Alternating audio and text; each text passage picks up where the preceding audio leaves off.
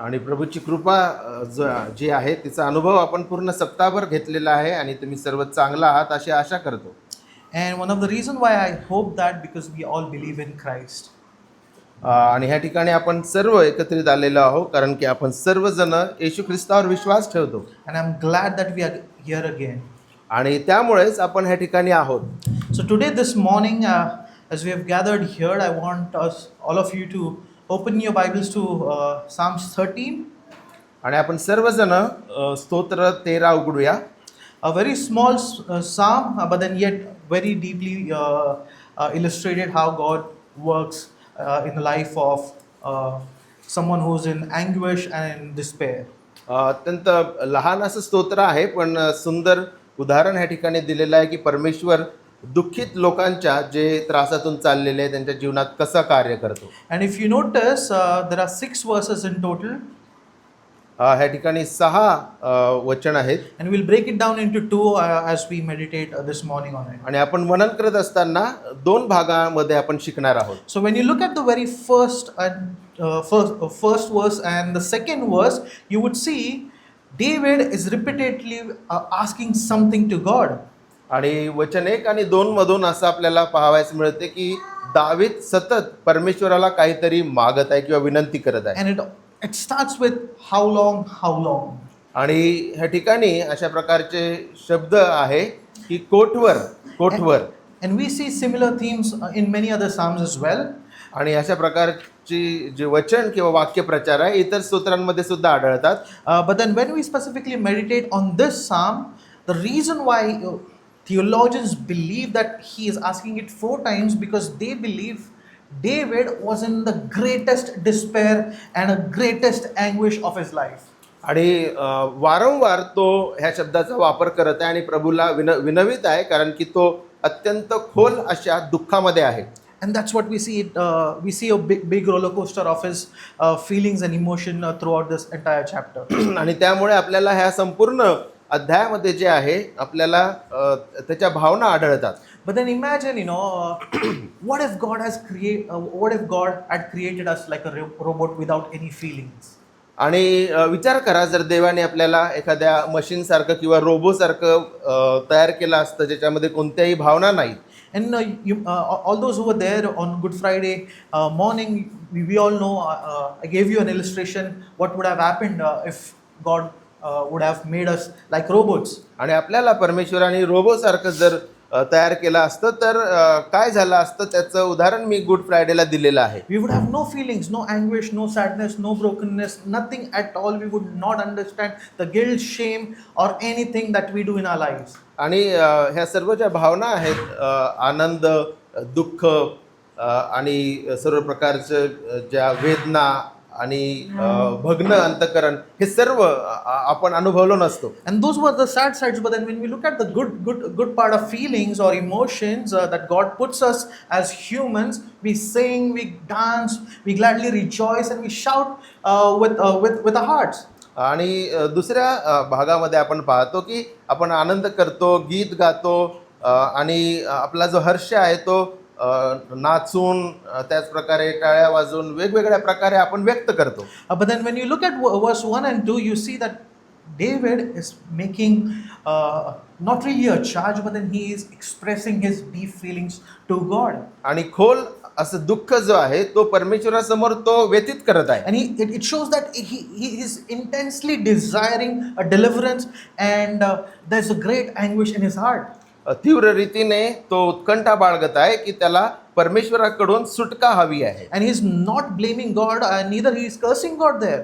ह्या ठिकाणी तो देवावर कोणत्या प्रकारचे आरोप लावत नाही किंवा परमेश्वराला शाप देत नाही.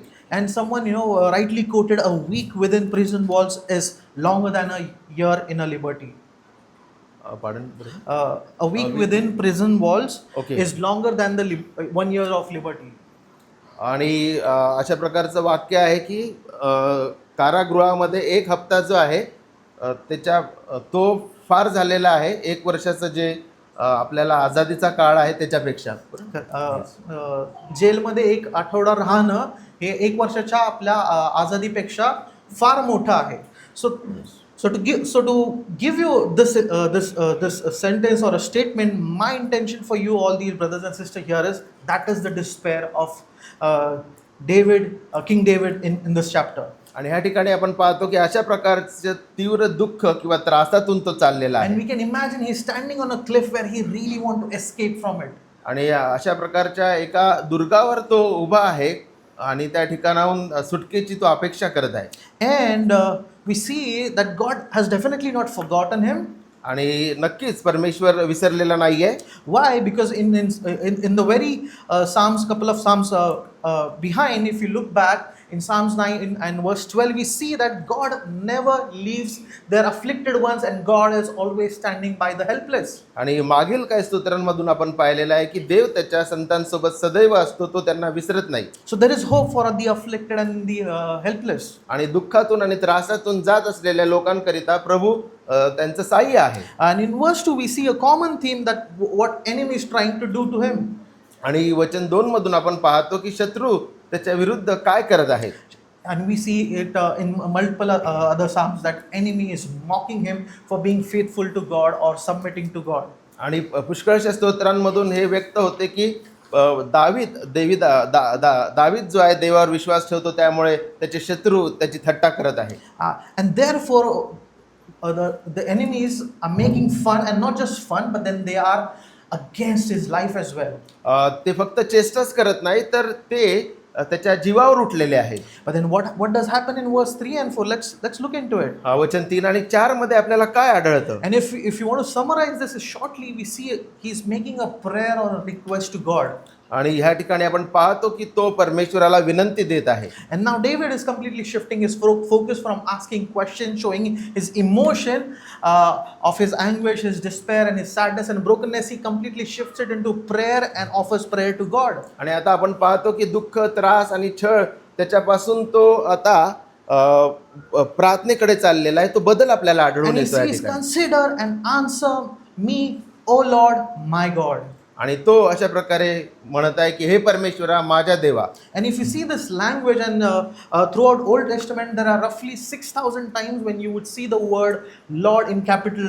I'm not sure if how it reflects in Marathi, but then you would notice the word Lord comes in capital. जवळपास 6,000 वेळेस बायबलमध्ये जे आहे Old Testament. जुन्या करारामध्ये हे परमेश्वर हा शब्द आलेला आहे. And that means Yahweh, the ultimate one who owns everything and whom the whole creation needs to submit. आणि परमेश्वर हा जो शब्द आहे मूळ इब्रीमध्ये यावे आहे आणि त्याचा अर्थ आहे की तो निर्माण करता आणि सर्व गोष्टींचा तो मालक आणि स्वामी आहे. And the other versions that we see elsewhere, Lord, it is in another way Adonai, someone who need to be praised for who he is. आणि काही जागी जे आहे यालाच अडोनाय असा शब्द वापरलेला आहे. But then here in this whole chapter, you would see he is using the capital Lord, saying that Yahweh, you are my everything, and he know who he is. आणि ह्या ठिकाणी यावे हा शब्द वापरलेला आहे आणि तो म्हणत आहे की तूच माझा आश्रय आहे. But then when you look in the situation David was, you could see that his eyes were and they were not blossoming, they were not blossomed, but then they was purely saddened because of his dispraise, because of his weeping. आणि आपण पाहतो की दाविदाचे जे नेत्र आहेत ते प्रकाशमय नव्हतं, पण दुःखाने ते फारच दुःखित असे झालेले होते. And when you meditate on this verse, and specifically when you go and read about other theologians comments on it, they have multiple interpretation, and some say that he almost had a near death experience, and because of which he was weeping and praying to God. आणि काही धर्मशास्त्रज्ञ अशा प्रकारे म्हणतात की दाविदाचा जो हा अनुभव आहे हा अशा प्रकारचा आहे की तो जवळपास मरणापर्यंत टेकलेला होता. But then when you look at from a theological lens, you can say that his eyes are darkened by despair that have temporarily lost sight of God's promises. आणि दुःखामुळे जे आहे त्याचा दृष्टिकोन असा झाला होता की परमेश्वरापासून त्याचे नेत्र जे आहे ते बाजूला झाले होते. Yes, and therefore he is making a great prayer out of anguish. Consider, answer me, O Lord, light up my eyes, and asking God to restore his vision to know what is true. आणि दुःखामध्ये तो प्रार्थना करत आहे, परमेश्वराला विनंती करत आहे की त्याचे नेत्र किंवा त्याचं जीवन प्रकाशमय कर. And we see, similar instances where the similar themes are there. And if you look back in the book of 1 Samuel chapter 14, you would notice that Jonathan was very weak, and he ate honey, and he was recharged, and his eyes started they basically blossomed and they lit it. Jonathan जो आहे तो पण उपाशी राहिल्यामुळे जे आहे तो थकलेला होता, अशक्त झालेला होता, आणि त्यांनी मध खाल्लं आणि मग त्याचे नेत्र जे आहेत ते प्रकाशमय झाले अशा प्रकारे सांगितले. Therefore we can interpret this verse in a way saying that it is God's word that helps us or lightens our eyes. आणि ह्या वचनाचा अर्थ आपण असा लावू शकतो की देवाचंच वचन आहे जे आपले डोळे प्रकाशित करतं. And you would see a same reference even in Psalms 19 verse 8.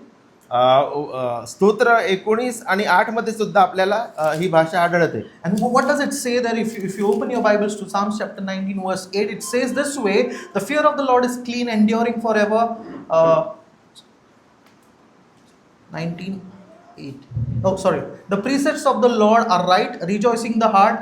The commandment of the Lord is pure, enlightening the eyes.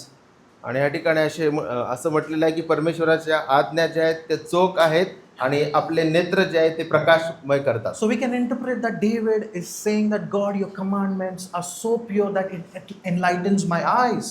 तुझे निर्बंध शुद्ध आहेत, माझे नेत्र प्रकाशित करतात. Open it and restore me.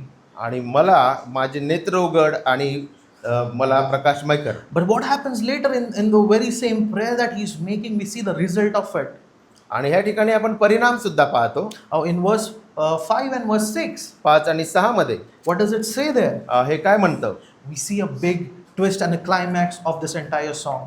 आणि ह्या ठिकाणी एक आपल्याला कळस किंवा एक निष्कर्ष पाहायला मिळतो. King David, from expressing his brokenness, anguish, and sadness, his focus directly shifts to an emotion of rejoice and singing. आधी आपण पाहिलं की भग्नता, दुःख, व्यथा त्या ठिकाणी त्यांनी व्यक्त केलेली आहे, पण आता बदल झालेला आहे, तो आनंद आणि हर्षाकडे वळालेला आहे. And if you study most of King David's psalms, he always begins with anguish and his misery. Then he prays, and then he rejoices over the salvation and the provisions that God has done for him. आणि दाविदाची स्तोत्राची रचना जी आहे अशा प्रकारची आहे की तो सुरुवात जी आहे दुःख, त्रास, व्यथा यांनी करतो आणि मग नंतर प्रशंसा, आनंद ह्या गोष्टींमध्ये तो आपल्याला And if you see the meaning, or if you see Spurgeon's comment on this verse 5 and 6, here's what he says. स्पर्जन जे आहे 5 आणि 6 वर असं म्हणतात, What a change is here! Lo, the rain is over and gone. या ठिकाणी ते म्हणतात की पहा, हा किती अद्भुत असा बदल आहे. And the time of singing of birds has come. आणि आता पक्ष्यांचं गीत गाण्याचा समय आलेला आहे. The mercy seat has so refreshed the poor weeper that he clears his throat for a song. आणि आता दयासनामुळे जे आहे त्या व्यक्तीच्या जीवनामध्ये जे आहे बदल झालेला आहे, आणि आता त्याचा घसा जो आहे तो उघडा किंवा साफ झालेला आहे, आणि तो आता गीत गात आहे. Brothers, a throat that cries out in agony now is singing. जो घसा जो आहे दुःखामुळे त्या ठिकाणी व्यथित होता, आता आनंदाचं गीत गात आहे. But then what does it tell us this morning, brothers? आणि ह्या सकाळी हे आपल्यासोबत कशा रीतीने बोलतं? I want you to draw an attention to verse 5. याकडे लक्ष द्या. It says, I have trusted in your steadfast love. आणि इथे असं म्हटलेलं आहे की मी तर तुझ्या दयेवर भरोसा ठेवला आहे. I want you to pay attention to two different words in this particular verse. आणि ह्या वचनामध्ये 2 शब्द आहेत, त्याकडे लक्ष देऊया. Trusted and in your. तुझ्या तुझ्या तुझ्या आणि भरोसा, हे 2 शब्द. Now when you see the word trust, if you see the actual Latin translation, or if you go to the actual translation, it usually translates into confide, which it in itself means to fully trust on. आणि ह्या ठिकाणी Latin किंवा मूळ भाषेमधून जो शब्द वापरलेला आहे त्याचा अर्थ आहे पूर्ण किंवा भक्कम असा भरोसा. Fully trusting without any questions, without any doubt. कोणत्याही प्रश्नाशिवाय आणि कोणतीही शंका न बाळगता देवावर पूर्ण भरोसा ठेवणं. And what is David doing is he's not trusting in his own love, but then trusting in God's steadfast love. आणि या ठिकाणी आपण पाहतो की तो स्वतःच्या प्रीतीवर भरोसा न ठेवता परमेश्वराच्या दयेवर, परमेश्वराच्या Not his love प्रीतीवर for God, but Vishwas then ठेवतो. God's love for him. त्याची प्रीती तो ह्या ठिकाणी व्यक्त करत नाही, तर देवाने जी प्रीती दाखवलेली आहे तो ह्या ठिकाणी व्यक्त करतो. And therefore, brothers, in verse 6, what do we see here is psalmist is ending this with rejoice. आणि या ठिकाणी स्तोत्रकर्ता जो आहे तो हर्षाने जो आहे समारोप घेत आहे. We see a very big contrast. He starts with questioning God, asking him his presence in his time of trouble, and now he's saying, now he's singing a song to God. आणि आपण पाहतो की सुरुवात जी आहे ती दुःखाने केलेली आहे, पण आता तो एक हर्षाचं गीत देवाला बोलत आहे. And he started with saying that saying God was forgetful and hiding. त्या ठिकाणी सुरुवात अशी झाली की परमेश्वर जणू काही त्याच्यापासून लपत आहे, But here now he says that he will now sing to the Lord. परंतु ह्या ठिकाणी तो म्हणत आहे की मी त्याची स्तुती स्तोत्रे गाईन. And he also gives us a reason why he will sing to the Lord. आणि ह्या ठिकाणी हे कारण दिलेलं आहे की का बरं तो स्तुती स्तोत्रे गात आहे. Because he has dealt bountifully with me. कारण की त्याने परमेश्वराने त्याच्यासोबत त्याच्यावर अनेक उपकार केलेले आहेत. And it says bountifully, countless, endless, and the count that we as humans can never keep. आणि त्याचा तपशील जो आहे आपण मानव कधीच समजून घेऊ शकणार नाही, अशा प्रकारचा बहुगुणित किंवा असीमित उपकार प्रभूंनी केलेले आहे. But then, brothers and sisters, what does it mean for us today this morning? आणि ह्या सकाळी आपल्याकरिता याचा अर्थ काय आहे? Brothers, we live in a fallen world. आपण ह्या भग्न अशा मोडक्या जगामध्ये राहतो. It is full of despair, it is full of sadness, curse, and every possible worst thing that you could ever imagine. आणि ह्या जगामध्ये सर्व प्रकारची भग्नता, शाप आणि दुःख आहे. Why? Because we rebelled against the most holy God, and therefore sin entered and it corrupted the entire world. कारण की मानवाने जे आहे पवित्र देवाविरुद्ध बंड केला आणि त्यामुळे पाप ह्या जगामध्ये आलं. And therefore, including us, we too rebelled against him. आणि आपल्याला आणि आपण सर्व मिळून जे आहे देवाविरुद्ध पातक केलेले आहे. And therefore, we will find ourselves into a situation like this again and again and again and again. आणि त्यामुळे आपल्या आयुष्यामध्ये अशा प्रकारचे घटना किंवा स्थिती वारंवार आपल्याला आढळेल. But then where do we see the gospel in this psalm? आणि ह्या ठिकाणी आपल्याला सुवार्ता कुठे आढळते? We need to run to God. आपल्याला देवाकडे जावं लागेल. We need to depend not on our love for God, but then His steadfast love for us. आपली प्रीती देवा प्रित्यर्थ नव्हे, तर देवाची प्रीती आपल्या प्रित्यर्थ ही आपल्याला पाहायची आहे. Lament before Him, प्रभू समोर शोक करा, not against Him, त्याच्या विरुद्ध नाही.